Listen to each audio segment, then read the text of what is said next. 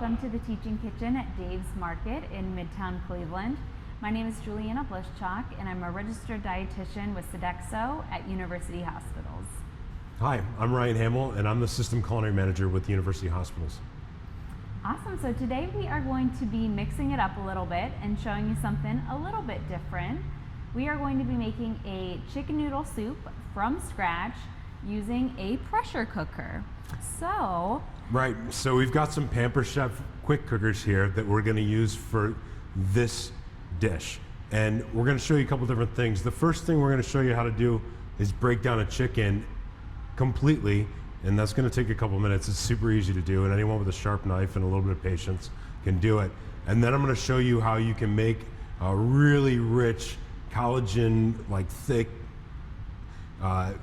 stock or broth with the chicken bones. And then we're going to use that chicken and that broth or stock with some other aromatics and some noodles to make a really good chicken noodle soup, which is like my favorite thing to eat. So Awesome, I'm excited. you ready? Yeah. Cool. So I've got a chicken here.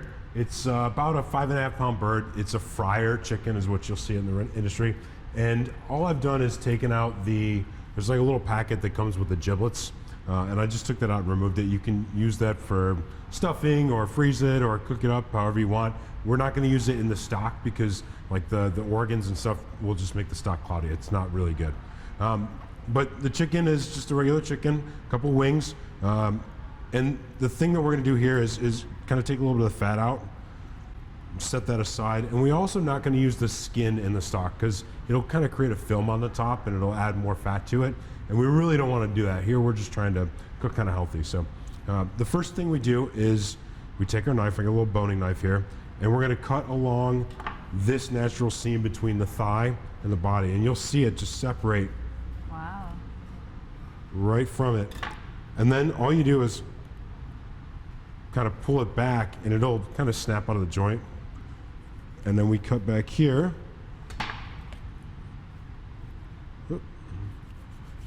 And just clear right through the bone. And that is our thigh and our leg. We're gonna do the same thing on the other side. So cut a quick little slit.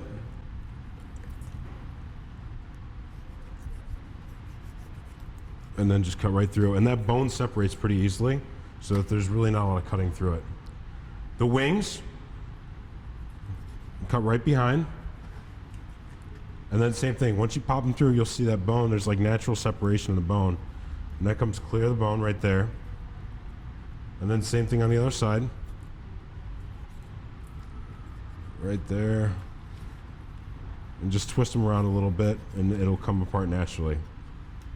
And then the breast is real easy. You're gonna feel this keel bone right here in the middle, and we're gonna cut straight down on either side of it. And there's a wishbone up here too that we need to be mindful of. So we're just gonna cut straight down, basically make one good slit.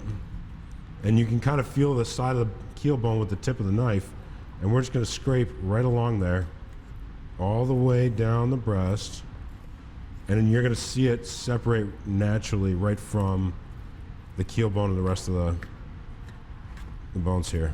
And then we'll cut right around that wishbone. Look, come on. There we go. And then we can take the skin off. That's one breast right there. And then we're gonna do the same thing on the other side. And just find that keel bone with your fingers and slide the knife in there to release the skin. Just be careful not to also get your fingers in there. And just scrape it right alongside the bone here. And then when you feel that wishbone, get on the other side of it. So there is our second breast. You're making pretty quick work of that. Yeah, that one's a little bit sloppy, but.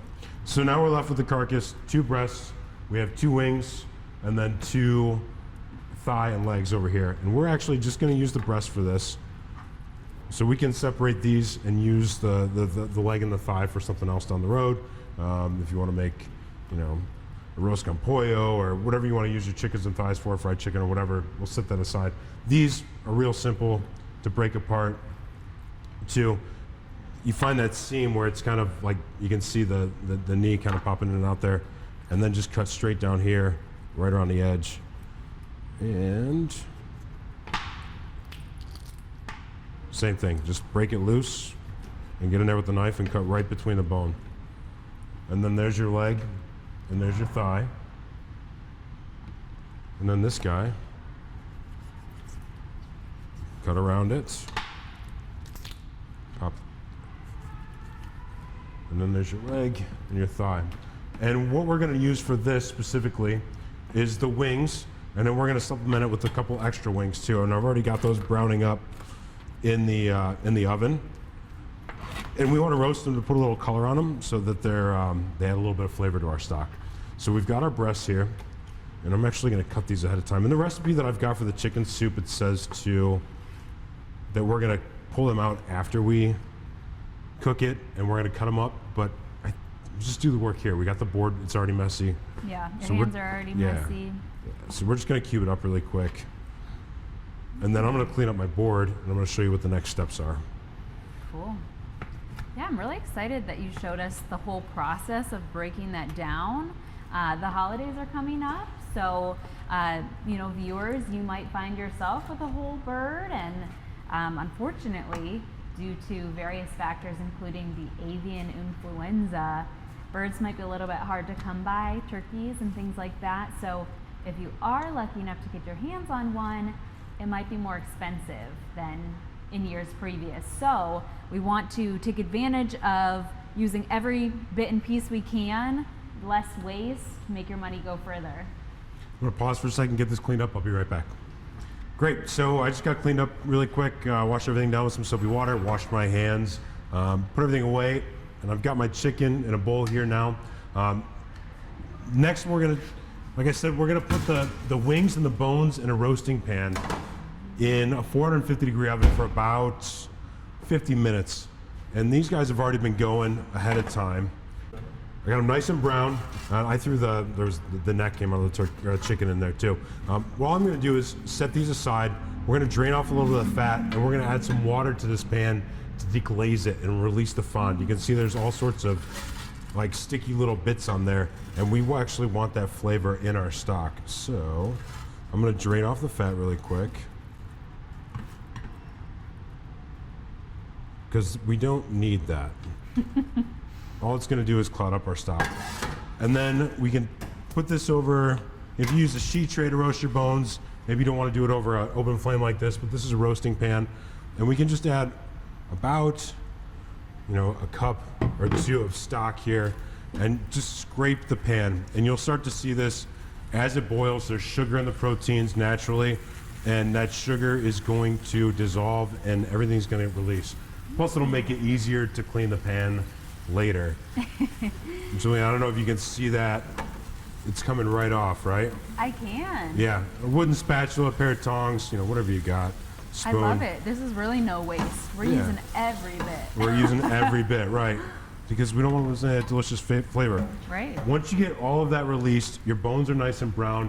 That's going to go in your pressure cooker, and I'm not going to show you that because we got a couple other things to do here, but that's going to go in your pressure cooker for 2 hours. You just hit custom, 120 minutes, let it go.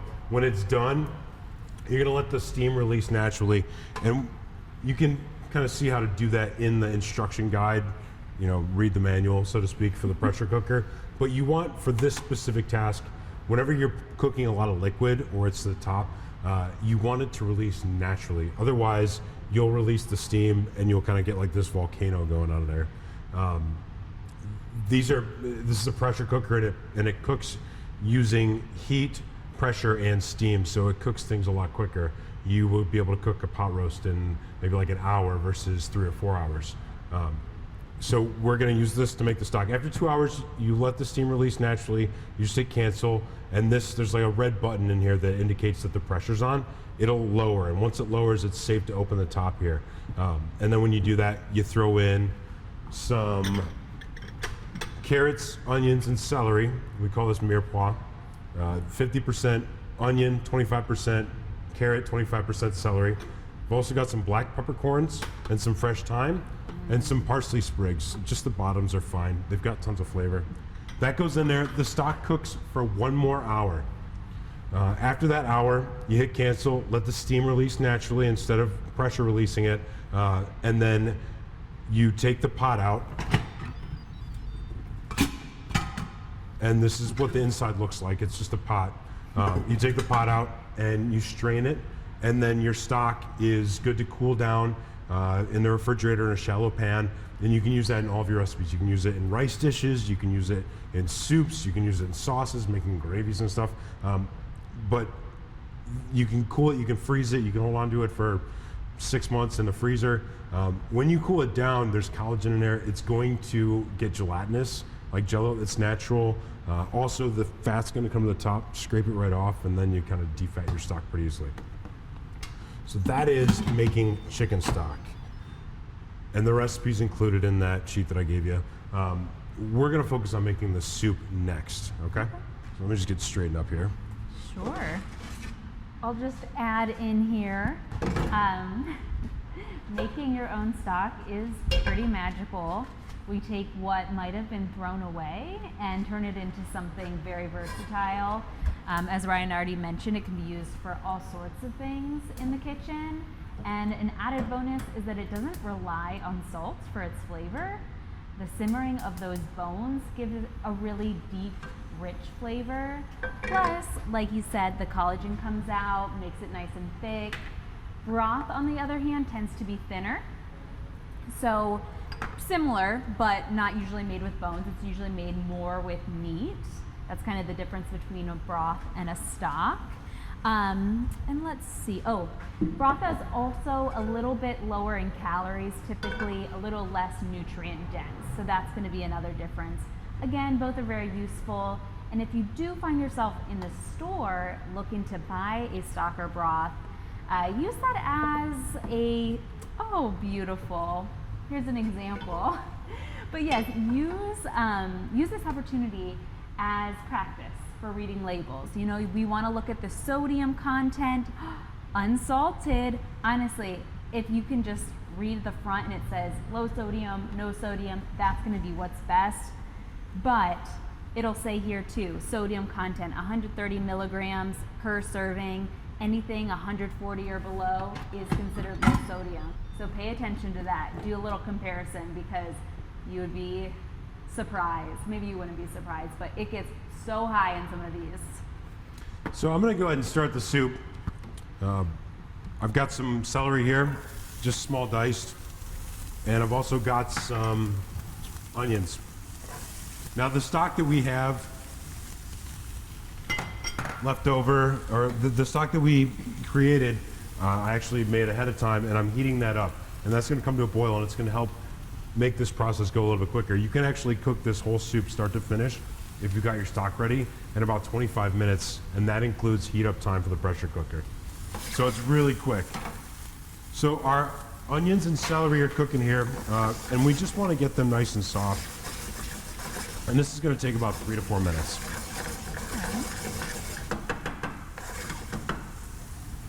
I'll go ahead and add another little tidbit here. Pressure cookers in general, you know, we are just showing you another method of cooking today. We like to, mix it up, show you different techniques. And these are becoming a lot more popular. The Instapot is one that a lot of people have, but nowadays, like so many brands. What did you say? We have Pampered Chef? We have Pampered Chef quick cookers. Yep. Yeah, so many different brands have them out on the market. And it can be a good option if you need to get dinner on the table, but you're short on time.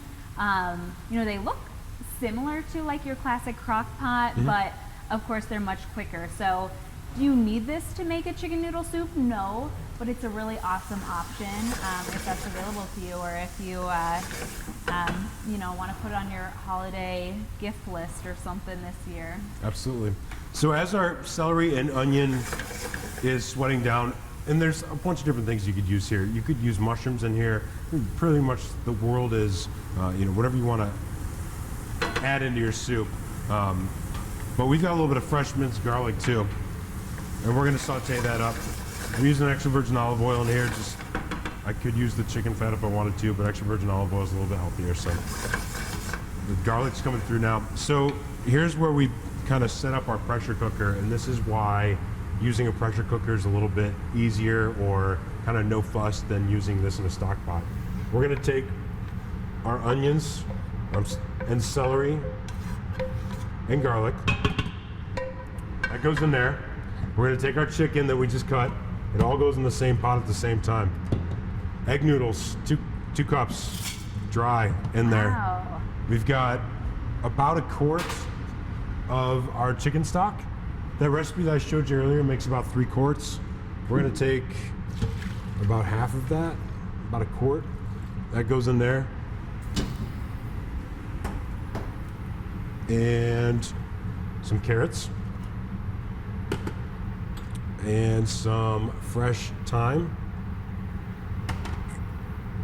And then the top goes on. And you can see it's still even kind of like dry in there. It's not even all the way to the top, right? Schmiggle it up a little bit. Maybe mix the chicken around. Make sure it's kind of nice and even. And then the top goes on this. And we lock it. And you'll kind of hear it make a bunch of different beeps. There's a couple indicators here to make sure that this guy's nice and level. This is where the steam's gonna come out of. But we're gonna turn this on to custom. We hit it for 6 minutes and then start. It takes about 15 minutes to come to temperature. There's a little red button here that'll pop straight up in the air, and that's to show that the pressure system is pressurized. And then the timer will start, and after the timer counts down, you'll see the timer start going back up. It's gonna keep it warm for up to 2 hours after you finish cooking it. Wow. So it's really nice. And with this one, because it's only about half full with liquid, we can manually release the pressure. You'll see a ton of steam going out the top. I actually showed somebody earlier, and it will bellow steam. It's hot to about here. After that, it's nice and cool. So you don't want to have it under any overhangs or anything like that. Yeah. And be careful. I've actually got a batch already prepared, and I'm gonna go grab that right now. Awesome. Great, welcome back. So this is the pressure cooker. The soup's been here for 6 minutes cooking. I'm ready to release the pressure, so I'm just gonna hit cancel, and then we hit the button there. And when you do this at home, it'll be a lot higher. It'll release a lot more steam. This has already been cooked ahead of time. So once all the pressure is evaporated or been vented, and that red button goes down indicating that the pressure is out of the tank, we can just open this up, and our soup is ready. That's wild. Now I've got the other part of that. I'm actually gonna turn this thing to sear really quick, and we're gonna bring it back up to a boil. I've got the other half of the stock that I didn't add, and we're gonna add that on the top right now to make it a little bit soupier. I've also got some fresh parsley, fresh chopped parsley, about a tablespoon or so. And this is kind of my little spin on classic chicken noodle soup. I've got some fresh lemon zest and lemon juice that I really love how bright it makes everything taste. And we're gonna give that a quick stir. So from putting those ingredients in to serving it, how many minutes was that? About 20 minutes. Wow. And you can see after 6 minutes, the noodles are cooked perfectly, the chicken's cooked perfectly. The aromatics coming off of this are amazing. It's lemon, it's fresh herbs, it's carrots. The carrots are nice and soft, even though we put them in completely raw. And that's it. Pressure cooker really makes quick work of making chicken noodle soup. And stock, which is something that in professional kitchens will simmer for all day long, overnight, beef stock. You can make a really, really hearty, gelatinous chicken stock in about 4 hours, start to finish time. I love this thing. That is super, super cool. And just to be clear, did you add any salt to this? No, none. That is like unheard of for a soup. I don't think I've ever had a soup that had 0 salt in it and actually tasted good. Yeah, right. So this is pretty awesome. And If you've got we high add a little blood bit of acid at the pressure- end with the lemon juice. Well, yeah, and that that's adds gonna help extra enhance the flavor too, yeah. Yeah, and like, is it the end of the world if you add a little salt? No, but for patients who are really, really trying to avoid it and they enjoy soup, that can be so hard to give it up. So I think it's awesome that there's this option for that. So a couple other things just about some ingredients in this recipe. Veggie wise, I love a soup because for our people who are a little bit more selective with vegetables, maybe shy away with from vegetables in a soup, they can be a lot more palatable. So it's something to try if you've got a picky eater at home or something like that. And the egg noodles, classic for chicken noodle soup, but if you have diabetes or you're concerned with your carbohydrate intake for any other reason, you might try just adding fewer noodles, maybe bulking it up with veggies a little bit, or trying a more fiber-rich noodle like a whole grain noodle, something like that. Just something to consider, but we hope you've learned a lot today. We hope you'll try this. You have anything to add? No, I mean, rice works great in this preparation too. It'll take a little bit longer to cook. There's tons of recipes on the internet. I did a little bit of Googling ahead of time before I kind of came up with exactly how we wanted to prepare this one. But yeah, barley, this thing will cook grains in no time flat. So I encourage you to go out and try one if you can. Or if you have one in the box that you haven't used at home, break it out, give it a shot. It's soup season. Yeah. Happy soup season.